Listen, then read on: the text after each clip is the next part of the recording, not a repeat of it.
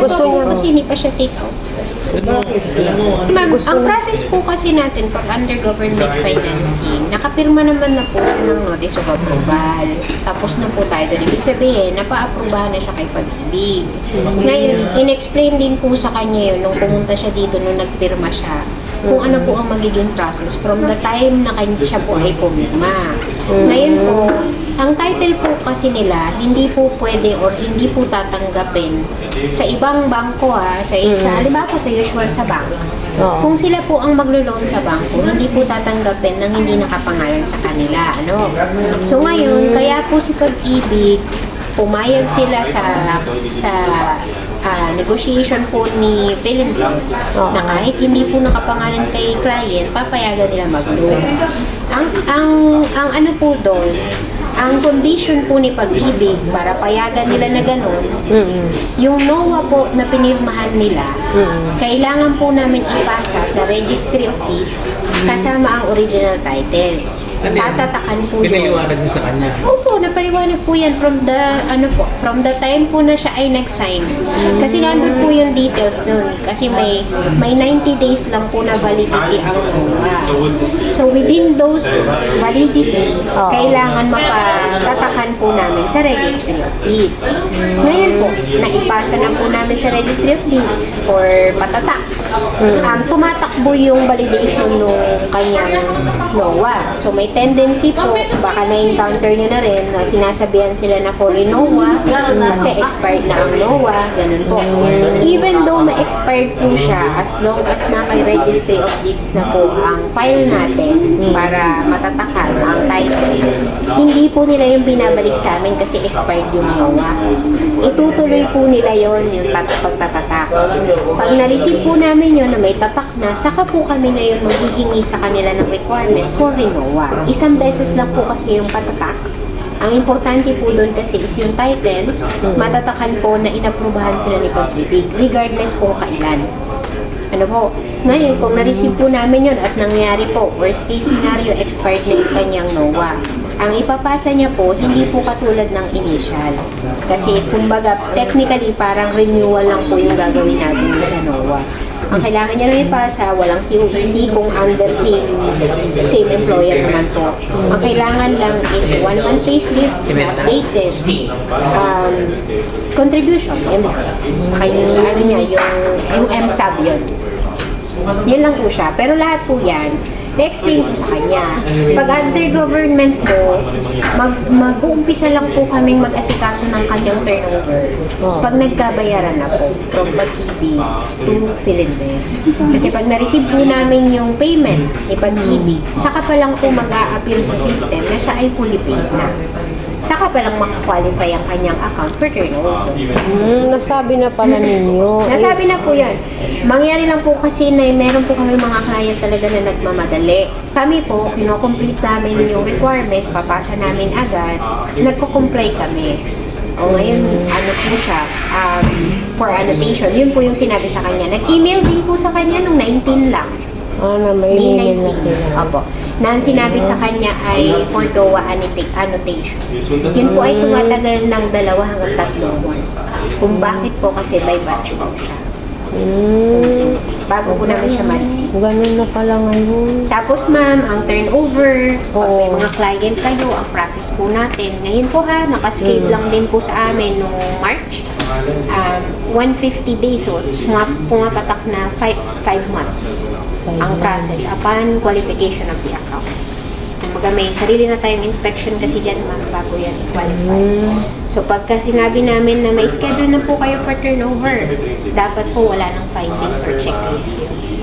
Kasi may assurance na okay yung ganun po siya. Kaya po medyo matagal kasama na yung mga documents. Kasi binibisita nila lagi yung kanilang unit doon. Sabi nila, Alam ko yung kakawar nila, yes ma'am, mamubulok kasi ang tagal na ng application. Pero ang sasabihin nilang ma'am, dadaan pa ng preparation, yun yung 5 months. Sa loob ng 5 months, kasama na po lahat. so may pag-asa sila talaga na maka-move in naman. Kasi, Basta po, ang goal lang po muna natin, kasi kasuhin nila siya. Ang na-take out po yan, si Philinvest na po, makakagalaw na. freely para sila imaasikaso na yung third. Mga requirements nila. Pero yung requirements nila, ma'am, okay naman. Yan nga po Completed. yung pinasa kaya siya nagkaroon ng NOAA eh. Ah, Yan po yun. pero ano na kaya sila? Nag-submit na ng NOAA? Ano yun ma'am, hindi yung pinapauwi. So, same day yun, nag-sign sila mismo. Ah, yung araw na pumunta sila dito. Napunta sila, nag-sign sila, nagtanong sila about sa ano. In-explain yun ma'am. In-explain naman pala. I-renew na naman. Yun lang ma'am talaga. Kasi nga, kung halimbawa na-receive namin yun at expired na yung NOAA, iba pa rin NOAA talaga. Kasi 90 days lang ang binigay. May kasalanan na magtagal. Alin ma'am? Wala namang may kasalanan ma'am. Kasi yung validity lang talaga ng NOAA ma'am, doon tayo na-shortage. Kasi 90 days lang ang binigay nila. Isipin nyo ma'am, bago namin makuha yon by batch yun. It takes 1 month bago namin mapapirmahan kay client. Kasi nga by batch. Ngayon, napapirmahan namin. Pasa namin kay Registry of Deeds. Ang Registry of Deeds po, ang process nila 2 to 3 months. O paano, kung pagbalik po sa amin, expired na. Maswerte na lang po kung yun ay nakabalik sa amin ng valid pa. Nadidiretso pa kay pag-ibig. Kung nagrinawa naman sila, ipaliwanag nyo sa kanila ng malinaw. Hindi sila uulit sa umpisa. May approval na sila eh. Kumbaga, technically, para tayo nagpa-review. Yung, tapos pag magsasign po sila, hindi na yung makapalang isasign nila. Yung NOAA na lang mismo. NOAA na lang talaga. Pero dapat, Yun ang na-i-expect. pero dapat ang buyer mismo ang pupunta, di ba? Opo, Hindi po yung pwede, pinapauwi. hindi talaga pwede na kami ang mga ahente. Kasi ang pinalalabas kasi ng buyer ko, ako daw ang kukuha ng papilis dito, ibibigay sa kanila at ibabalik dito. Sabi Hindi ko, ma'am, kailangan may letter yun. oo, sabi ko, hindi pwede kasi ikaw ang buyer, ikaw ang kailangan. Kasi Hindi ganito naman po ako siya. ang pipirma Kuwari, doon. Tiniyagan po namin, nagbigay sila ng letter sa inyo na kukunin nila. Sige po, bibigay namin. Kunwari may mangyari sa dokumento, wala na po kami sagutin doon. Makakancel pa siya. Kaya po hanggat maaari, ang sinasabi po, Buyer, sila na. buyer nila talaga. Kasi same day transaction po yun, pagkapirma nila, pasa kami agad. Ganun po ang gagawin. Pa sila eh. Oo, Wala po munang nag-update sa kanya, maliban dun sa annotation, yung 19. Hindi pa rin siya hinihingan ng updated. Kasi nga po, umaasa kami na makuha namin agad yun. Makuha muna namin yung title bago kami manghingi. Kasi pag halimbawa, nasikaso namin agad, tapos may expired na naman kasi wala pa yung title, hindi rin kami makakaproceed.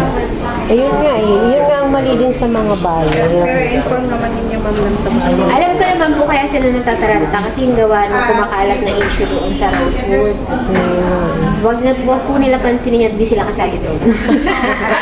Okay po. Nailinaw na po yan. Yung 21, may nagpunta na pong legal doon for billion press. Wala po silang kinalaman. Ayun. Oo, kasi sabi, may pag-asa pa ba kami? Sabi nung gano'n. Wala pong ano, wag po kanyang maniwala sa sabi-sabi. Pumunta sila dito. Okay ha. So, yun na yun. Na at least nakausap nyo na. Kami nagtanong sa inyo ang dalot sa Rosewood. Yan Eh, po ay kasi magkaroon ng issue, naungkat lang, pero wala pong patunay na kanila. Okay na po yun, wala pong ano. Sinisisi ba naman ako na ang ahente daw ay may nagsabi daw sa kanyang ahente na kailangan daw kami ang mag-aasikaso. Ha? Hindi Ako po. ba ang pipirma? sila. Kayo po ay para guide lang. Yun na nga, guide lang. Asikaso po Totoo. kayo, Kayo nagawa. reservation. O, reservation. Nagawa natin. Tama Pero nga. pag may account na, sila. Sila na yung mga papilis, di po ba? Kayo ba ang a-attend ng meeting? Ayun na nga eh, dapat nga sila Kayo ba talaga. ang nag-a-apply ng loan? Oo. Eh, yun ang magandang Sabihin niyo tanong. sa kanya, Ang ma'am, atin, hindi i-reserve pwedeng lang ako, baka natin." ako ang maaprubahan. O, di mawalan kayo ng bahay. Ganun ninyo ma'am. Diba, di further questions pa po at hindi nyo kayang sagutin. Sige, ma'am. Papuntahin nyo na lang po. Papuntahin dito. Sige, thank you ha. Thank you. Oo. Pumunta kayo doon kasi inasikaso ko na doon. Eh, kailangan doon yung personal na may